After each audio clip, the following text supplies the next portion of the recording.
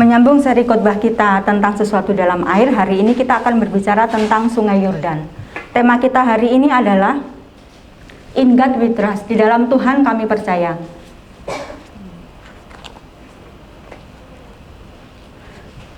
Sebelum saya membagikan kebenaran firman Tuhan, saya mau sedikit bersaksi. Akhir tahun 2006, tepatnya bulan November, saya masuk ke PT. Saya mau ke Hong Kong, saudara. Saya mau berangkat ke Hong Kong. Dan puji Tuhan, urusan segala sesuatunya berjalan dengan lancar. Dan saya di PT selama kurang lebih 4 bulan. Bulan 3, 2007, iya bulan 3 saya sudah mendapat majikan Tuhan. Dan di bulan April tanggal 4 saya sudah terbang ke Hong Kong dengan bahasa yang sangat pas-pasan sekali. Yang hanya tahu, hai, hoa, ye, tatai. Pas-pasan sekali, saudara. Karena di PT cukup singkat. Dan kita belajarnya juga sambil ngos-ngosan ya. Walaupun kita udah belajar sebaik mungkin di PT, tapi dengan kenyataan di sini itu banyak yang berbeda. Kata-katanya tuh hampir sama, tapi cara pengucapannya itu berbeda. Dan di sini saya sampai di Hong Kong, saya dijemput oleh agen saya. Dan saya keesokan harinya dijemput oleh majikan saya untuk dibawa pulang ke rumahnya untuk mulai bekerja. Di situ saya bekerja selama 16 bulan, saudara. Selama 16 bulan tiba-tiba satu hari di siang hari, itu tepatnya bulan Agustus 2008, majikan saya ini bilang begini, ayo ikut saya ke pasar. Dia bilang begitu. Tapi saya tidak bawa apa-apa, saudara. Saya hanya bawa tas belanja itu sama KTP dengan baju yang saya pakai. Tapi majikan saya yang cowok ini bilang begini, tapi kuncinya kamu kasih ke mama ya, karena mama nanti mau bawa anak-anak pergi keluar dan dia tidak punya kunci. Seperti itu, akhirnya saya pergi dengan majikan saya keluar, tapi tidak ke pasar, saudara. Saya dibawa ke agen, saya diinterminate. Saya dipulangkan, saudara, tanpa membawa apa-apa, hanya pakaian saya pakai. Puji Tuhannya KTP itu saya bawa. Nah, sampai di agen, majikan saya sudah ngomong sama agen saya. Dan majikan saya pulang. Majikan saya pulang, agen kasih tahu saya, Mbak Vio namanya ya agen saya ini, yang ngurusin saya dari Indonesia sampai datang ke Hong Kong, sampai saya ada apa-apa di sini dia yang ngurusin. Dia bilang begini, Budi, majikan kamu terminate kamu karena kamu gila. Oh, iya saudara, benar. Majikan saya bilang kalau saya itu gila. Loh, kenapa kayak main kok saya dibilang gila? Ya kamu di rumah lo nari-nari ngapain juga? Loncat-loncat tuh ngapain kamu? Bilang gitu. Jadi saya, oh, kak saya itu latihan tamborin. Aku bilang gitu. Yo, wah. Gitu saudara. Jadi dengan alasan itu majikan saya dipikirnya saya itu gila. Jadi saya bilang sama Mbak Vio, nah Mbak saya udah 16 bulan lo kerja. Masa you di-terminate seperti ini toh? Jadi saya tidak ngepak barang saya sekali. Jadi majikan saya pulang ke rumahnya, dia ngepakin barang-barang saya dan diantarin ke agen tuh, saudara. Dan tidak ada omongan sama sekali, hanya agen yang menyampaikan omongan majikan tuh ke saya. Dan saya berpikir, majikan saya orang Kristen loh, masa kayak gitu tuh, ya ampun. Saya agak kecewa waktu itu, saudara. Saya kecewa sama Tuhan waktu itu. Ya Tuhan, kita kan sama-sama orang Kristen, masa dia kayak gini? Padahal mereka itu Kristen taat, saudara. Tapi tidak tahu kalau di gerejanya mereka itu tidak ada tamborin, ya mungkin ya seperti itu.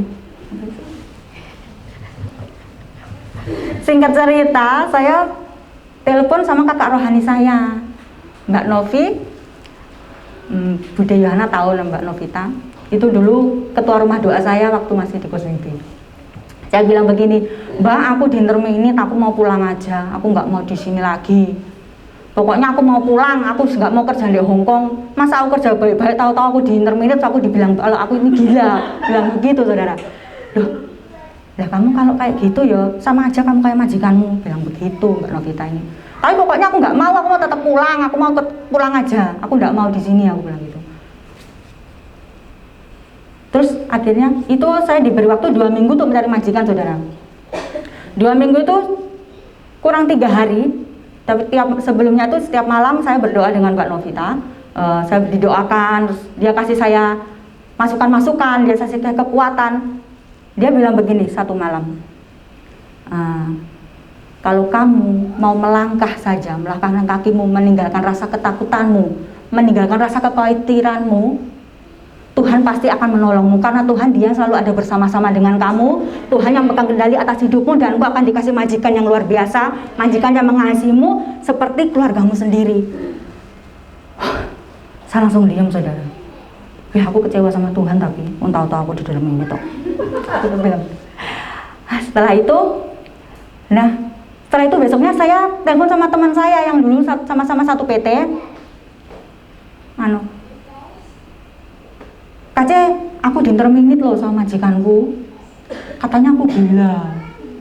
Terus, loh kok bisa kamu dibilang gila? Oh, aku bilang gitu kan. Terus akhirnya, oh ini Amoi, ada majikan. Ini majikannya temannya majikanku. Dan dia tuh lagi cari cece yang beragama Kristen, bilang begitu. Terus akhirnya hari itu juga majikannya itu ngasih nomor majikannya itu ke saya. Dan saya langsung ngasih nomornya itu ke agen saya, dan agen saya langsung menghubungi. Dan sorenya itu kami langsung ketemu untuk interview, saudara. Terus saya ditanyain, kenapa kamu kok diintermini, tanya. Terus tapi agen saya yang jawab, bukan saya yang jawab, saudara. Nah setelah itu singkat cerita, majikan saya bilang begini, oke, kamu tak sikung dulu. Sikung itu apa ya? Disikung. Oh, kamu saya coba dulu kerja 1 hari di rumah mama saya, bilang begitu. Dan neneknya ini, saudara, dia tuh nggak mau saya ngerjain apa-apa di sana itu sehari itu. Jadi waktu majikan saya, calon majikan saya ya waktu itu. Nah itu datang, kamu kok nggak ngapa-ngapain, kenapa? Sama nenek nggak boleh loh, aku kerja suruh duduk aja loh. Aku dipukul pangkat. Itu nggak boleh, saudara. Terus akhirnya majikan gini, ya udah kamu kerjain aja sekarang yang bisa kamu kerjain. Aku tak bawa nenek keluar, bilang begitu. Singkat cerita dia bawa nenek keluar, terus saya ngerjain semuanya tuh. Rumahnya haleluya, puji Tuhan, saudara. Karena cuma tinggal sendiri, sudah tua ya. Dan akhirnya majikan saya balik lagi, saya udah selesai, saya telepon dia, saya udah selesai. Saya bilang begitu, akhirnya dia balik lagi. Dan setelah itu besoknya pagi-pagi sekali Mbak Vio, agen saya itu bilang gini, Bud, majikannya mau sama kamu. Oh haleluya, puji Tuhan. Saya langsung telepon sama Mbak Novita. Mbak Novita, terima kasih buat nasihatnya, terima kasih buat semua dukungannya. Karena saya mau melangkahkan kaki untuk membuang kekhawatiran saya mau melangkahkan kaki untuk saya meninggalkan ketakutan saya. Tuhan kasih saya majikan yang terbaik, dan sampai hari ini saya masih bekerja dengan beliau, saudara. Berikan kemuliaan untuk nama Tuhan. Haleluya. Hari ini kita akan belajar tentang Sungai Yordan. Kata Sungai Yordan letaknya di antara Sitim dan Yeriko, saudara. Ini Sitim, saudara, dan ini Yeriko. Dan tanah perjanjian itu sudah ada di depan mata. Tapi orang Israel itu dihadapkan satu kenyataan yang sangat pahit, saudara. Apa kenyataannya? Mereka harus melewati Sungai Yordan itu. Sungai Yordan berasal dari kata Yarden, yaitu yang berarti turun atau mengalir ke bawah. Dengan panjang 250 km antara Danau Galilea dan Laut Mati, lebar sungai ini 1 km, saudara. Dengan arus yang cukup kuat, dengan arus yang sangat deras sekali. Setelah 40 tahun bangsa Israel berputar-putar di padang gurun, tiba saatnya nih bangsa Israel masuk ke negeri perjanjian yang dijanjikan Tuhan pada Abraham, Ishak, dan Yakub. Tapi mereka menemui satu kenyataan pahit, satu kekhawatiran yang sangat mereka rasakan mungkin saat itu ya. Mereka harus menyeberangi Sungai Yordan yang begitu kuat arusnya, yang begitu panjang dan lebar. Terus bagaimana mereka akan menyeberanginya, saudara? Bisa saudara bayangkan? Saudara bisa bayangkan bagaimana bangsa Israel harus melewati Sungai Yordan itu? Siang ini firman Tuhan berbicara tentang percayakah kita kepada Tuhan meski di hadapan kita terbentang Sungai Yordan atau masalah-masalah kehidupan kita yang sangat pelik, kehidupan kita yang, oh Tuhan aku udah nggak sanggup lagi, Tuhan aku nggak bisa kayak gini, Tuhan aku mau berhenti aja. Tapi masih bisakah kita percaya sama kekuatan Tuhan? Apakah kita mau percaya bahwa Tuhan itu adalah Allah yang setia bagi setiap kita? Haleluya. Siang ini kita akan membaca di dalam Yosua 3 ayat 1 sampai 6. Kalau saudara membawa Alkitab, mari kita baca bersama-sama. Kita baca bersama-sama ya. Yosua 3 ayat 1 sampai 6. Yosua bangun pagi-pagi, lalu ia dan semua orang Israel berangkat dari Sitim, dan sampailah mereka ke sungai Yordan. Maka bermalamlah mereka di sana sebelum menyeberang. Setelah lewat 3 hari, para pengatur pasukan menjalani seluruh perkemahan dan memberi perintah kepada bangsa itu, katanya, segera sesudah kamu melihat tabut perjanjian Tuhan Allahmu yang diangkat para imam yang memang suku Lewi, maka kamu harus juga berangkat dari tempatmu dan mengikutinya. Hanya antara kamu dan tabut itu harus ada jarak kira-kira 2000 hasta panjangnya. Janganlah mendekatinya. Maksudnya supaya kamu mengetahui jalan yang harus kamu tempuh, sebab jalan itu belum pernah kamu lalui dahulu. Berkatalah Yosua kepada bangsa itu, kuduskanlah dirimu, sebab besok Tuhan akan melakukan perbuatan yang ajaib di antara kamu. Amin. Haleluya. Di sini tabut perjanjian berbicara tentang kehadiran Tuhan di tengah-tengah umatnya yang tidak terlihat, saudara. Jadi kalau saat ini kehadiran Tuhan itu dilambangkan dalam kehidupan kita. Hadirat Tuhan itu kita selalu membawanya dimanapun kita berada. Jadi setiap kita melangkah, setiap kita pergi kemanapun, jangan pernah membiarkan hadirat Tuhan itu hilang dari kehidupan kita, saudara. Karena dengan adanya hadirat Tuhan, saudara akan dituntun dan saudara akan digandeng sama Tuhan. Saudara tidak akan pernah dibiarkan seorang diri. Ada amin, saudara? Jadi saat tabut perjanjian itu maju, saat tabut perjanjian itu bergerak, bangsa Israel juga bergerak maju mengikuti kemana, haleluya, kemana tabut itu dibawa, saudara. Tabut Tuhan, tabut perjanjian itu adalah sesuatu yang kudus, saudara. Jadi kita sebagai anak-anak Tuhan, kita harus belajar hidup kudus di hadapan Tuhan. Ada amin, saudara? Haleluya. Sebagai orang percaya saat ini seharusnya kita menempatkan Tuhan itu sebagai pusat kehidupan kita, saudara. Menempatkan Tuhan sebagai pusat kehidupan kita berarti hidup kita harus selaras dengan kehendak Tuhan. Hidup kita harus menjadi berkat buat banyak orang. Hidup kita harus bisa menjadi teladan bagi orang-orang di sekitar kita. Ada amin? Karena Tuhan yang akan selalu berjalan di hadapan kita selama masalah-masalah yang kita hadapi, pencobaan-pencobaan yang kita hadapi, itu ada di dalam kita. Tuhan yang selalu ada di depan kita, dan Dia juga yang akan berjalan, Dia yang akan selalu menuntun saudara untuk melewati masalah-masalah yang saudara hadapi. Haleluya. Seperti ada tertulis dalam Ulangan 31 ayat 8. Ulangan 31 ayat 8. Sebab Tuhan, Dia sendiri akan berjalan di depanmu, Dia sendiri akan menyertai engkau, Dia tidak akan membiarkan engkau dan tidak akan meninggalkan engkau.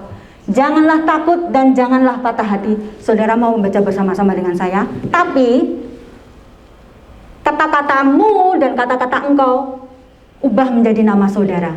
Haleluya. 1, 2, 3. Sebab Tuhan, Dia sendiri akan berjalan di depanmu, catur. Dia sendiri akan menyertai catur, dan Dia akan membiarkan catur dan tidak akan meninggalkan catur. Janganlah takut dan janganlah patah hati. Amin. Haleluya. Jangan pernah takut dan jangan pernah patah hati, saudara. Mungkin keadaan dunia ini tidak seperti yang kita pikirkan. Mungkin kehidupan kita tidak seperti yang kita bayangkan dan kita planningkan, saudara. Tapi saat kita berjalan bersama Tuhan, kehidupan itu akan penuh dengan damai sejahtera, saudara. Haleluya. Kita itu tidak perlu menunggu sempurna untuk mengikuti Tuhan. Hanya satu yang Tuhan mau. Kita harus mendahulukan Tuhan. Contohnya seperti ini simpelnya. Pagi-pagi kita bangun. Apa yang kita ambil lebih dahulu? Kita berdoa datang ke Tuhan, kita berdoa, atau kita ambil gadget kita? Atau kita mau ambil HP kita dulu? Atau kita mau menyapa Tuhan dulu? Halo Tuhan, selamat pagi. Apa kabar hari ini? Apa yang saudara lakukan saat saudara bangun pagi hari ini? Ini contoh kecil, saudara. Tapi dari contoh kecil ini akan menjadi kebiasaan-kebiasaan yang akan membangkitkan iman kita kepada Tuhan. Amin. Haleluya.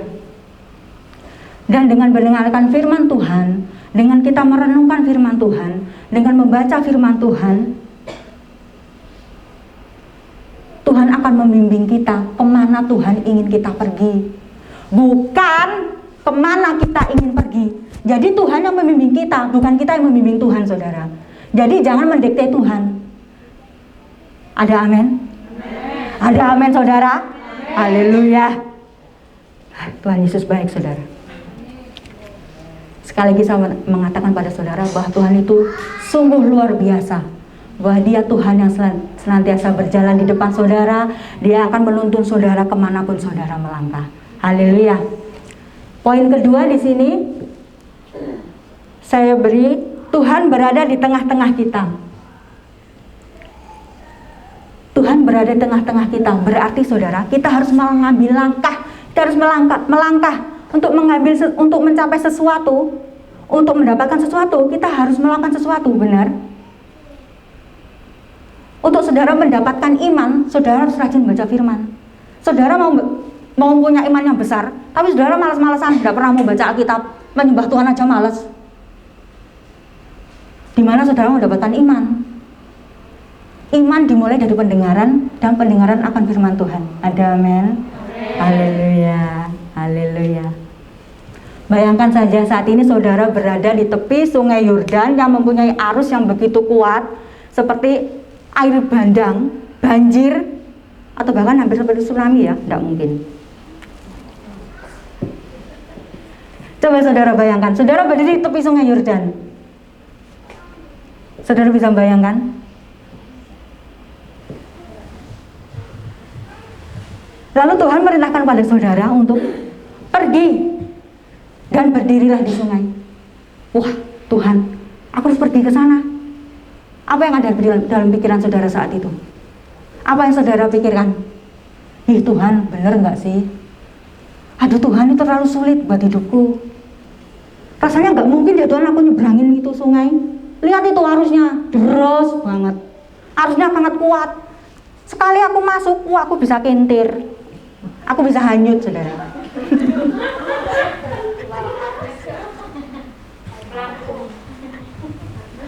Tapi seringkali saudara, perintah Tuhan itu unik dan misterius yang kita nggak bisa lakukan.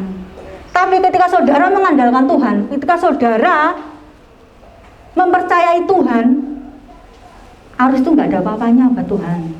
Amin. Kalau Tuhan sanggup menenangkan badai di Danau Galilea, Tuhan juga sanggup menghentikan arus sungai kehidupan saudara dan saya. Haleluya. Kita nggak akan pernah tahu apa yang akan terjadi dengan air sungai itu, saudara. Kapan air sungai itu akan berhenti. Tapi para imam yang mengangkat tabut perjanjian itu mentaati Tuhan, dan mereka melangkah berdiri di tepi sungai. Dan saat mereka, para imam pengangkat tabut perjanjian ini menyentuhkan kaki mereka ke sungai, ke tepi sungai, aliran sungai itu terputus sama sekali, saudara. Aliran sungai itu terbelah menjadi dua, dan bangsa Israel boleh menyeberangi di tanah yang kering. Karena apa? Karena mereka percaya akan Tuhan. Mereka percaya bahwa saat mereka melangkahkan kaki, saat mereka mau memberikan diri untuk Tuhan, kehidupan mereka akan diubahkan. Haleluya. Keadaan ini juga akan terjadi pada kita semua, pada saudara-saudaraku, pada sahabat-sahabatku. Kalau saudara benar-benar memberikan hidup saudara dengan murni, dengan tulus kepada Tuhan. Tuhan gak pernah membawa kita ke tempat yang bukan menjadi pilihannya, tetapi tempat di mana kita boleh bertumbuh, tempat kita boleh merasakan kasih Tuhan, tempat kita boleh sangat mengagumi bahwa oh ini loh Tuhanku besar banget, kuasanya tuh nggak pernah terbatas.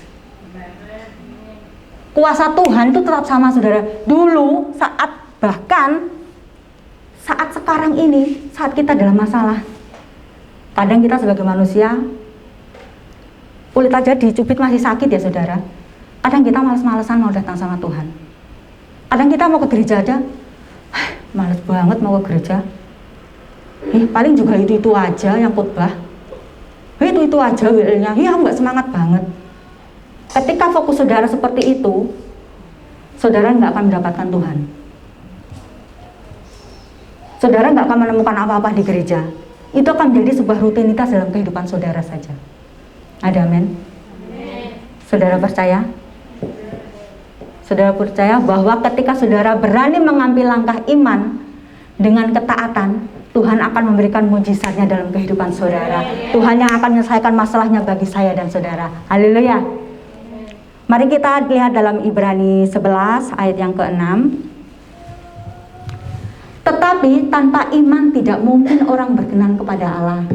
Sebab barang siapa berpaling kepada Allah, ia harus percaya. Percaya saudara. Kalau saudara tidak percaya, tapi saudara punya iman, itu bukan 100%. Saudara harus percaya 100% bahwa Allah ada dan bahwa Allah memberi upah kepada orang yang sungguh-sungguh mencari Dia. Seperti satu contoh kisah dari Ratu Esther, saudara nanti bisa baca di rumah ya, dalam Esther 5 ayat 1-8. Jika Ratu Esther tidak mengambil langkah iman dengan cara datang menghadap raja, dia tidak akan pernah melihat bangsanya terluput dari kebinasaan. Bangsa Yahudi hampir hancur, saudara. Bangsa Yahudi mau dihabiskan. Apa ya dihabiskan? Mau dimusnahkan. Tapi karena keberanian Ratu Esther mau melangkah, mengambil satu langkah iman, bangsa Yahudi terselamatkan. Haleluya. Mungkin saat ini saudara sedang menunggu Tuhan di tepi sungai untuk Tuhan menghentikan arus, untuk menghentikan air, untuk menghentikan masalah-masalah saudara. Saudara dalam masalah yang begitu pelik, saudara begitu masalah yang begitu rumit, kayaknya saudara udah nggak bisa berjalan lagi. Tuhan, aku udah capek, aku mau berhenti aja. Tapi pernah nggak kita berpikir kenapa kita terjebak dalam masalah ini terus-menerus? Saudara pernah nggak berpikir kenapa? Tidak percaya, haleluya. Karena saudara tidak mau mengambil langkah iman dan langkah ketaatan untuk mempercayai Tuhan. Bahwa Tuhan itu yang selalu ada di tengah-tengah kita.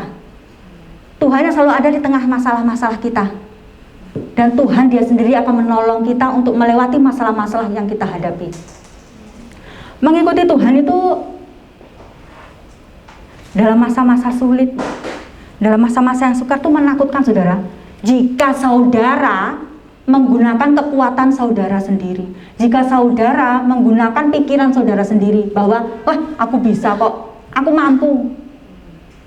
Tapi ketika saudara tidak meletakkan sama Tuhan, saudara akan capek sendiri.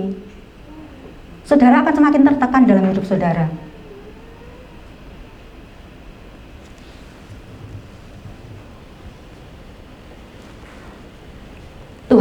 Tuhan yang ada di tengah-tengah kita, saudara. Tuhan yang akan bersama dengan kita menyeberangi arus kehidupan ini, arus kehidupan zaman yang semakin hari semakin jahat. Kita bisa terseret dengan arus dunia ini, saudara.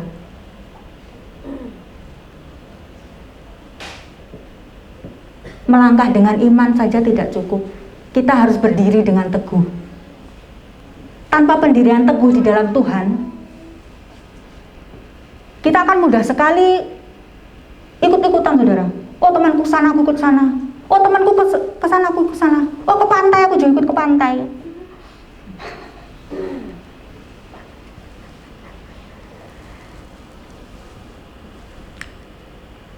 Arus dunia itu begitu menakutkan, saudara. Saudara harus berpegang pada firman Tuhan. Firman Tuhan itu yang akan menguatkan kita. Tuhan kita yang akan menolong kita untuk kita mampu melawan arus kehidupan ini.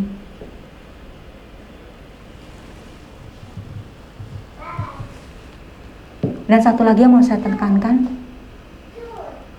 bahwa selalu hadirat Tuhan dalam kehidupan saudara. Hadirat Tuhan yang akan menyelamatkan hidup saudara. Hadirat Tuhan yang akan memperbarui kehidupan saudara. Ada amin saudara? Haleluya. Saya nggak akan berlama-lama, saya akan teruskan dengan cepat.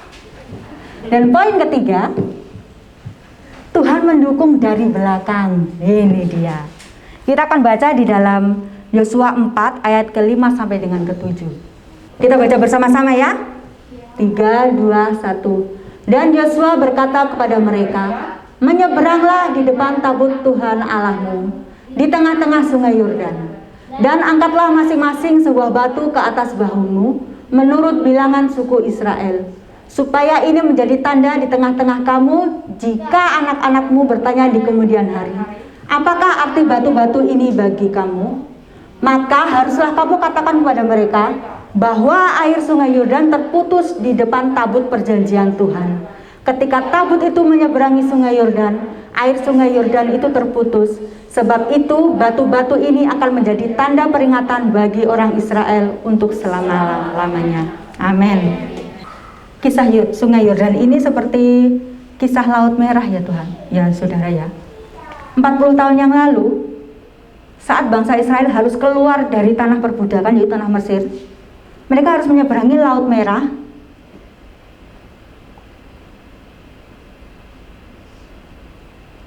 dengan mujizat yang dari Tuhan.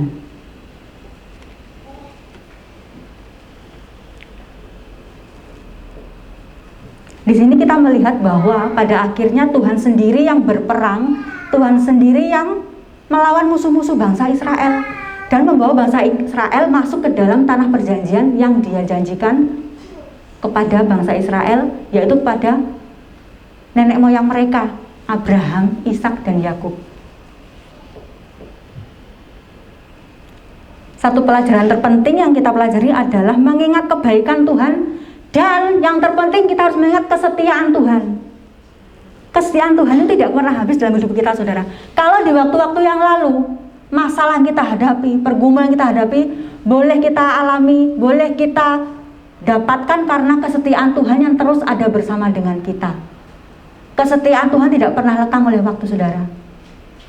Tapi seringkali, bukan seringkali, kadang-kadang kita nih sombong saudara.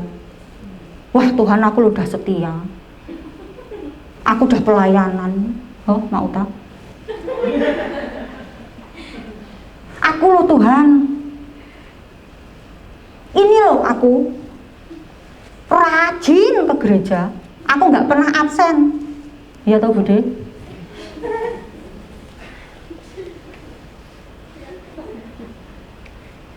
Tapi seringkali kita sebagai umat Tuhan tuh lupa akan kebaikan Tuhan di masa yang lalu Tuhan. Kita lupa akan kesetiaan Tuhan yang sudah menolong kita di masa lalu. Jadi saat masalah-masalah yang mungkin hampir sama saat ini kita hadapi, kita merasakan kepanikan, kita merasakan kekhawatiran, kita cemas lagi. Karena kenapa? Karena kita melupakan kesetiaan Tuhan di masa yang sudah lalu. Betul apa betul saudara? Betul apa betul saudara? Haleluya. Jemaat Tuhan di Taiwan memang jujur-jujur sekali. Haleluya. Ketika tantangan datang, ketika masalah datang, ketika kita harus menyeberangi sungai Yordan yang kelihatannya mustahil bagi kita, kita harus menyeberangi sungai Yordan yang begitu deras. Ketika kita mau mengambil langkah, ketika kita mau taat sama Tuhan, Tuhan itu mengubah tidak mungkin menjadi mungkin saudara. Tuhan itu selalu menuntun kita. Tuhan ada di depan kita, Tuhan ada di tengah-tengah kita. Bahkan Tuhan mendukung kita dari belakang dengan kesetiaannya. Jadi jangan pernah lupakan Tuhan, jangan pernah lupakan kesetiaannya. Sebelum kita setia, kita nggak tahu apa itu artinya setia, Tuhan sudah lebih dulu setia sama kita. Haleluya, haleluya.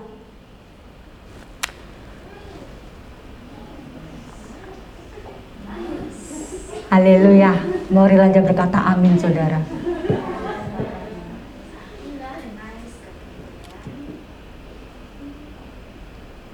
melangkah dengan iman, mengingat kesetiaan Tuhan, itu akan memberikan kekuatan dalam hidup kita saat kita menghadapi masa-masa yang sukar, saudara. Selain kita mengingat kesetiaan Tuhan, kita juga diharuskan untuk mengajarkan kepada keturunan kita. Kita harus berkata kepada generasi kita, mengajarkan tentang kebenaran firman Tuhan. Karena kekristenan tanpa pengajaran yang benar dari Alkitab, itu akan cepat hilang, saudara. Pengajaran-pengajaran yang kita dapatkan dari nenek-nenek moyang kita, terlebih lagi kita harus mengajarkan sesuai dengan kebenaran firman Tuhan. Ketika saudara mengajarkan anak cucu saudara kebenaran tentang firman Tuhan, saudara akan mendapatkan anak-anak yang takut akan Tuhan. Saudara akan mendapatkan anak-anak yang menjadi kesaksian dalam hidup mereka di sekitar orang, di sekeliling mereka yang belum mengenalkan Tuhan. Dan mereka akan menjadi kesaksian bagi dunia ini. Kalau mereka itu menjadi anak-anak yang takut akan Tuhan, mereka menjadi anak-anak yang mengandalkan Tuhan, mereka menjadi anak-anak yang memprioritaskan Tuhan dalam hidup mereka. Jangan pernah berhenti berdoa, saudara, ketika kita dalam pergumulan, mempergumulkan anak kita, mempergumulkan keluarga kita, bahkan yang belum percaya sama Tuhan. Karena kita percaya, saat satu orang diselamatkan, seisi rumah itu akan diselamatkan oleh Tuhan. Mungkin waktu Tuhan terlalu lama buat kita, tapi bukankah waktu Tuhan itu selalu yang terbaik untuk kita semua? Waktu Tuhan itu selalu tepat pada waktunya, saudara. Tuhan gak pernah terlambat, juga gak pernah terlalu tepat. Hanya saja Tuhan menunggu sampai di mana sih kita berharap sama Tuhan, sampai di mana sih iman kita sama Tuhan. Kita sabar gak sih nunggu jawaban dari Tuhan?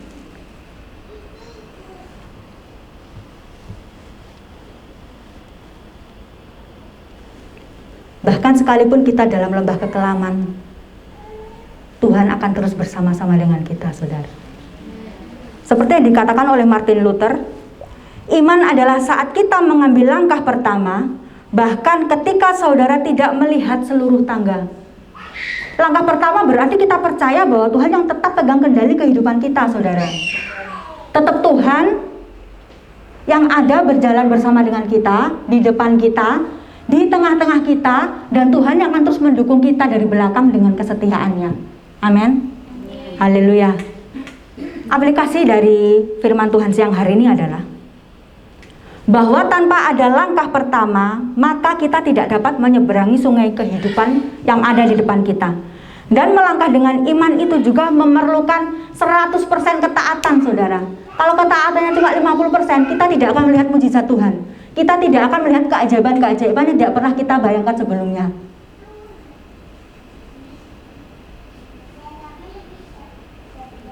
Saudara harus punya ketaatan 100%, dan saudara harus berani melangkah mengambil kehidupan saudara untuk kemuliaan nama Tuhan.